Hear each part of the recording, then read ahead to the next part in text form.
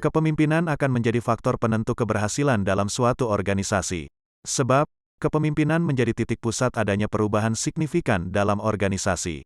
Dibutuhkan peranan seorang pemimpin untuk mengendalikan jalannya sebuah perusahaan. Adanya pemimpin menjadi sebuah kunci kesuksesan perusahaan karena mereka yang menentukan kegagalan atau keberhasilan sebuah perusahaan. Salah satu kunci yang harus segera dicari dan cepat-cepat dimiliki adalah gaya kepemimpinan. Berdasarkan definisinya, gaya kepemimpinan merupakan strategi yang diterapkan oleh seorang pemimpin dalam menuntun seluruh karyawannya dengan tujuan untuk menyelaraskan tujuan perusahaan dengan karyawan demi mencapai tujuan bersama. Gaya kepemimpinan yang dimiliki pemimpin mengacu pada perilaku, karakteristik pemimpin saat memberikan arahan, memberikan motivasi, membimbing, dan mengelola sekelompok orang. Dalam perusahaan, seorang pemimpin harus bisa memilih gaya kepemimpinan yang benar agar para karyawan merasa nyaman dan akhirnya meningkatkan kinerja mereka. Tiap individu punya gaya kepemimpinan masing-masing bergantung pada pengalaman dan budaya mereka sebelumnya. Berikut 7 gaya kepemimpinan yang disukai karyawan. Yang pertama, otokratis.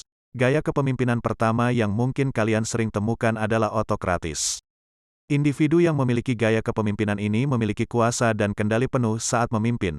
Pemimpin akan mengambil keputusan secara directly, langsung, tanpa meminta masukan dari bawahan-bawahannya. Pada gaya kepemimpinan otokratis, bawahan tidak bisa menggugat keputusan yang sudah diputuskan oleh atasan. Yang kedua, visioner. Pemimpin yang memiliki gaya visioner mampu memberikan ide dan masukan bagi masa depan perusahaan. Tidak hanya jangka pendek tapi juga jangka panjang. Hati-hati, biasanya pemimpin dengan tipe seperti ini memiliki ide-ide kreatif dan out of the box sehingga belum pernah terpikirkan oleh pihak lainnya. Yang ketiga, demokratis. Siapa sih yang tidak kenal dengan gaya kepemimpinan demokratis? Pasti semua juga sudah tahu dong. Pemimpin yang punya pembawaan demokratis cenderung mau untuk selalu berdiskusi dengan anak buahnya sebelum mengambil keputusan. Pemimpin akan mencoba menjaring masukan-masukan yang diajukan oleh bawahan. Kemudian, pemimpin akan menanyakan kesediaan bawahannya apakah setuju atau tidak atas keputusannya. Pemimpin dengan sikap demokratis cenderung menentukan keputusan berdasarkan suara terbanyak dari bawahannya. Yang keempat, transaksional. Gaya kepemimpinan transaksional berfokus pada aturan atau kontrak kerja yang telah disetujui pihak karyawan. Bawahan tidak bisa memberikan saran terhadap kinerja divisi tersebut karena pemimpin sangat berorientasi terhadap pencapaian target. Yang kelima, strategis. Gaya kepemimpinan strategis kerap ditemukan pada tim riset.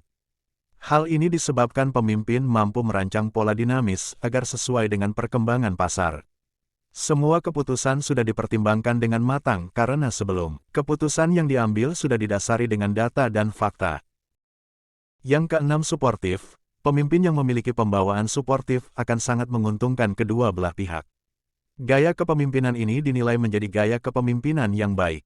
Bawahan merasa dilibatkan dalam setiap pekerjaan yang diperintahkan oleh atasan. Yang ketujuh, multikultural. Gaya kepemimpinan terakhir adalah multikultural. Pemimpin akan sangat memahami karyawan yang memiliki keragaman, diferensiasi dan pola kebiasaan yang berbeda-beda secara budaya, kultur. Salah satu keputusan yang diambil oleh pemimpin dengan gaya multikultural adalah mau merayakan berbagai perayaan hari raya untuk menghargai perbedaan agama dan menghormati perbedaan latar belakang bersama seluruh karyawan. Dengan begitu, pemimpin dapat menciptakan rasa kebersamaan dan kekeluargaan yang erat bukan hanya sebagai rekan kerja tetapi juga keluarga.